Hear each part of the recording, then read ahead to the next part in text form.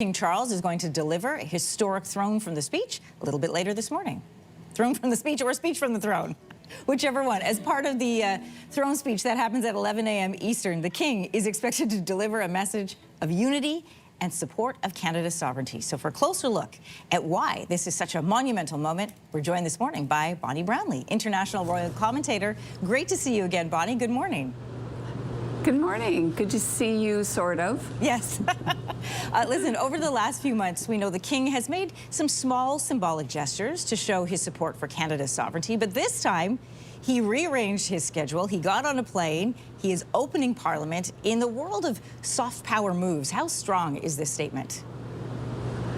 Well, this would be considered a diplomatic balancing act. You know, our king decided that he was going to come and help Mark Carney open a parliament and, you know, remind us of our background and our historical presence within the monarchy. So I think King Charles has made a wise decision for him and also for Prime Minister Carney, and I hope for the country in the end that it gives Canadian citizens a little time to sort of sit back and reflect on who we are as a people and who we are as a country.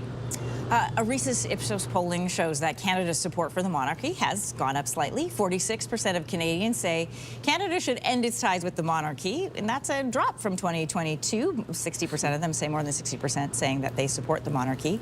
What do you think is behind this shift in sentiment? And we know sort of the global messaging that's around this visit, but what would it mean to Canadians?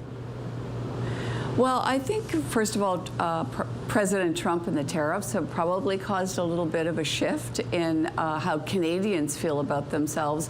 And so therefore, our polls by Ipsos, and that may be reflecting their feelings about national identity, and that the King is very much a part of a way forward for Canada as she starts to find new direction with allies outside of the United States. So I think everyone here is being helpful to each other.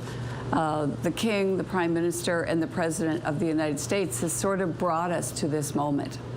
Yeah, and you know, we talk about new relationships, but really this is the original global relationship that we had back to the back to the crown. Yes. and to the King. I know. Well, the King likely knew of Mark Carney when he was the governor of the Bank of England, and one of the Prime Minister's first trips was to visit the royal family and the King and Queen when he visited back in May. What does this visit say about the Prime Minister's relationships with the royal family? He can make the ask in May, and that the King is, or he can make the ask in his first visit, and then the King is here at the end of May. Well, that in itself is pretty impressive. Being a former staffer in a Prime Minister's office and working on royal visits and state visits, I can only imagine what it was like for Buckingham Palace to start rearranging a schedule in a very short period of time. Now, I know the visit is only for about 24 hours, but still, you know, it is quite significant. And clearly, Prime Minister Carney has a global Rolodex. He seems to know a lot of people around the world from being governor of the Bank of Canada and governor of the Bank of England. And they would have, I would not speak for Prime Minister Carney, but I'm sure he and the King have met each other several times in the United Kingdom at other official events or cocktail parties, or, you know, they would know each other to some extent. And you know, clearly Prime Minister Carney has a pretty good reputation as a global statesman at this point, which has come also with the help of King Charles. Let's talk about the leaders south of the border. U.S. President Trump has expressed his great admiration for the royals. You know, part of the underscoring of this visit is sovereignty, Canada's sovereignty. Canada's not for sale. We don't want to be the 51st state. How do you think the president could interpret a message that doubles down on our sovereignty that comes from the King?